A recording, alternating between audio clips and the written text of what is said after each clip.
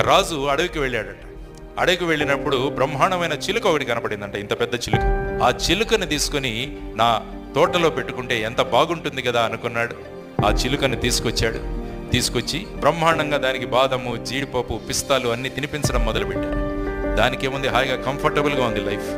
అడవిలో ఉంటే ఎగరాలి, పరిగెత్తాలి, దేన్నో పట్టుకోవాలి, తినాలి, ఎక్కడ జామ పండు ఉందో కనుక్కోవాలి, ఆ చెట్టు మీదకి ఎగరాలి, ఇవన్నీ. కానీ ఇక్కడ ఏం లేదు, మన దగ్గరికి అన్నీ వస్తుంది. ఒక వారం తర్వాత రాజు తన కిటికీ తెరిస్తే ఇది బ్రహ్మాండంగా ఎగురుతూ ఉంటుందేమో అనుకుంటే అది అక్కడే కూర్చుని, ఇదేంటి ఇలా అయిపోయింది, అడవిలో బ్రహ్మాండంగా ఎగిరింది, ఇక్కడేంటి ఇలా కూర్చుందని చెప్పేసి చాలా బాధపడి ఒక ప్రకటన వేయిస్తాడు. ఈ చిలుకను ఎవరైనా ఎగిరేటట్టు చేస్తే వాడికి బహుమతినిస్తాను అన్నారు. చాలా మంది వచ్చి ప్రయత్నించారు కానీ అది ఎగరట్లా. ఫైనల్గా ఒక రైతు వస్తాడు.